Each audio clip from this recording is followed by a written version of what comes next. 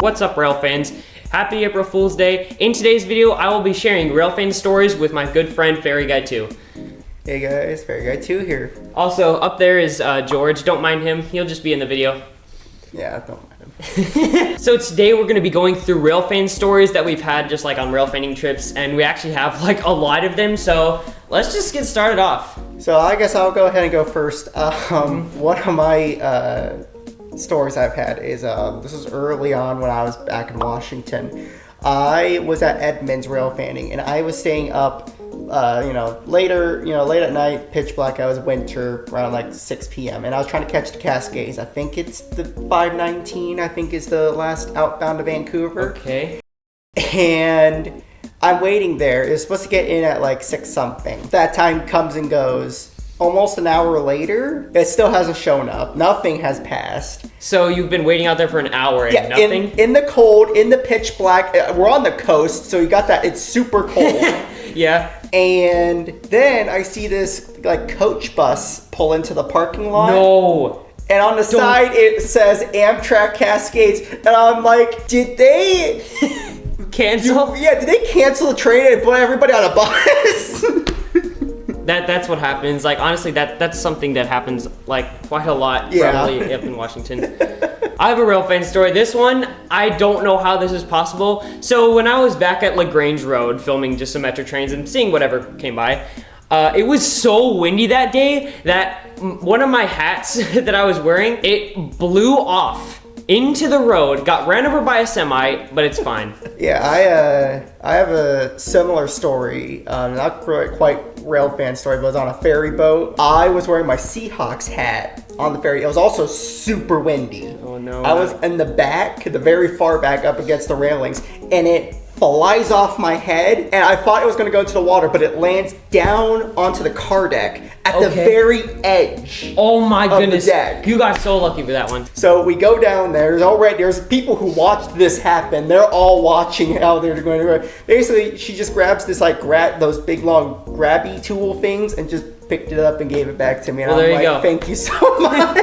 Okay, I have a story. This is a very recent story. This was like back in March, I think. So I was going out to catch the BC Rail, this one, and I heard it was going through Joliet, so I went over to Joliet to try and catch it. And the second I got there, it was already passing by.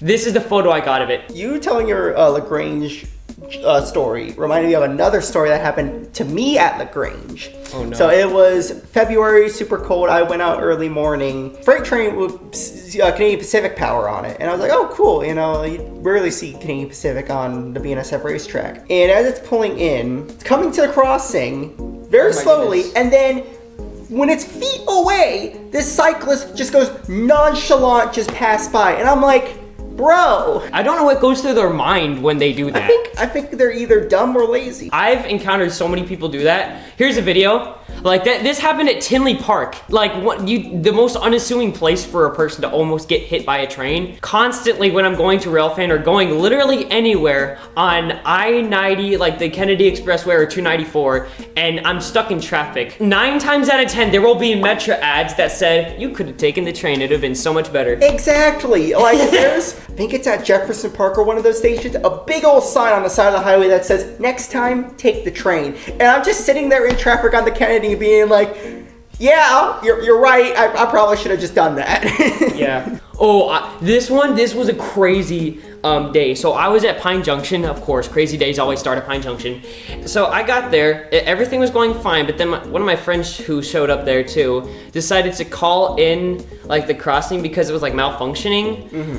That was the worst mistake ever because every train that came through had to stop before the crossing. The whole line was delayed for like 2 hours. I also have something a little similar about delayed trains. So it was actually my last trip to Edmonds. I was coming in on the ferry boat. At the same time, actually, I lost my hat. We were coming in, and I saw, you could see off to the left, it's the tracks, I think it's the BNSF, like, something subdivision. It goes up to Vancouver, and it also goes to Chicago. I'm gonna check what subdivision that is. Yeah. It's this one, by the way. Yeah. The Cascade should have already passed by, because I was getting in at, like, 1, maybe noonish, Okay. and Cascades is supposed to leave at like 10. So, and I check it, you know, I'm like, okay, it was on time all the way to Everett, and then to Edmonds, it's 2 hours late. Then I look to my, you know, to the right, you know, and I see Empire Builder sitting there, and Sitting there? just sitting there at the station. I walked down there, and there was another rail fan there, and I talked to him, and he was like, "Oh yeah, the charger broke down at Edmonds." Typical Chargers, am I right? Yeah. I'm pretty sure every rail fan remembers the Union Pacific 4014 event. 4014 was at like LaGrange area, and all of these CSX trucks pull up, and they're like, get off the public road and go to the ballast. So my video was on the ballast of the CSX Chicago subdivision for some reason. Well, why? Like, Yeah, I don't know either. Like, it could have been a great shot if it was on the public road, right here. Like, that's perfect, but no, my shot had to be right here. Like, why? so another story I had was a work trip to Chehalis, and I was thinking, oh, that's great. You know, the BNSF line goes for their Cascades, all that kind of stuff. You know, flying through there and all of that. Problem is, it was like, I think November. November? And, yeah, it's like, you know, In Washington? In Washington, That's not good. is pure rain. Oh, Pure no. rain and cold. Yeah, Okay. so it's 2 miles. My hotel's 2 miles away from where the rail cam's at. You know, the famous crossing a lot of people go to. Yeah. Put a raincoat on, brought my umbrella. Who doesn't want a rail fan? Who doesn't want a rail fan in freezing cold weather while it's raining? Walking there, my umbrella breaks. Oh no. I should point out that wasn't even my umbrella. That was the hotel's umbrella. Oh, that's even worse. Okay, I feel worse for you now. And you can see in my videos, I am physically shaking with Wait. how cold I am. Let's pull up the video. Yeah. Oh my goodness, bro. That is actually pretty bad. Okay, so I have a friend from near where I live who's not a rail fan, but he's interested in rail fanning. He has seen CN 8952, CSX 3194, and a bunch of other like cool stuff, and he's not even a rail fan. It reminds me on how, you know, we've caught so many heritage units, all that Yeah. special stuff and all that. But there's always one heritage unit for both of us that for a while we just could not catch. Yeah. Like, So for me, it was CSX 1967, the Seaboard Coastline. Yeah, this one. I tried catching it, I think, 3 separate times. Missed every single time. I actually saw it one time driving home from work, 3 a.m. on the Villa Road, just passing by nonchalant. I'm like, what? Rail fanning is a hit or miss hobby.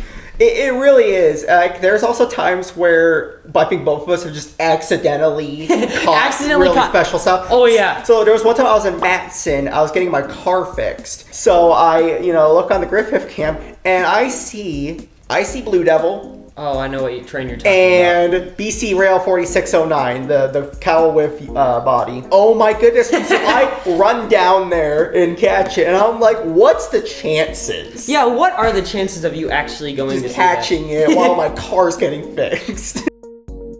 This is a really good story. So, at like 5 a.m. on a random day in October, I get a text from Windy City Expeditionist, great rail fan and one of our good friends. He tells me that the BNSF OCS train is heading to Chicago.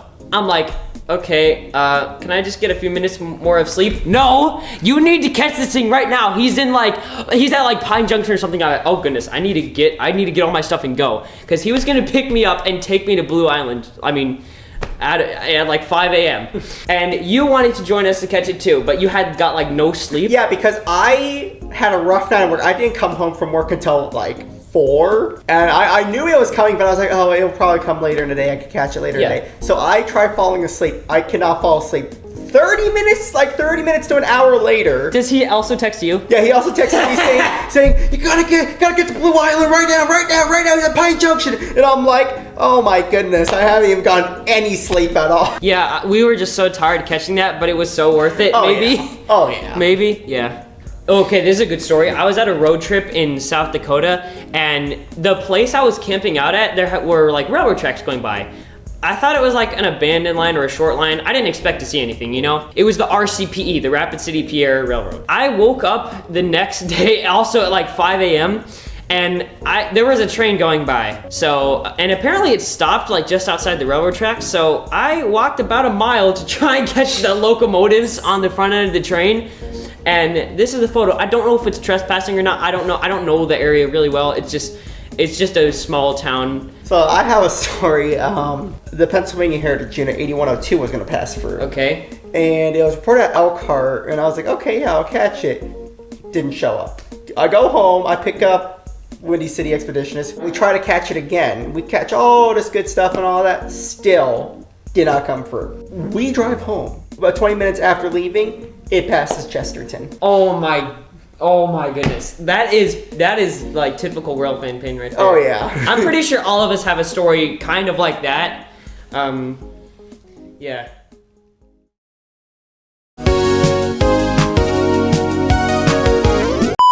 And literally, yeah. Wait, don't you have a video of a long hood forward -8 pulling Empire Builder?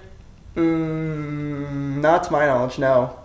I'm gonna find it. Yeah. Might have been like March, but either Yeah. either one of those months. It's just So it's just rain. No, the month is named rain. Yeah, like pretty it's much. the rain month. It's we don't have winter. It's rain. Yeah. That's the thing, and we still fail. It's like it's not perfect. We're not perfect. Okay. Really good friend of mine, and us really okay. Yeah. All right, let's try this. Restart and. Yeah. Okay. I can't. All right, please focus. There's not many of us out there, so don't just like trains, like ferry boats as well. Or just like intermodal cars. I don't know. Yeah. That was a great day right there. Oh yeah. Mm-hmm. You weren't there, but it's all right. I know. I might be regretting some of the things. Editing this is gonna be so fun. It is. It's gonna be so fun. So fun. Yeah. Is George still there? Yeah, George is still there. George? Oh, hey, George. Oh, look, a FedEx truck. That's also going into the blue. My laugh is also really weird. This would just be a whole section for Both of our laughs are so weird. Yeah. I mean, that's normal? Everyone has their own weird laughs. Yeah.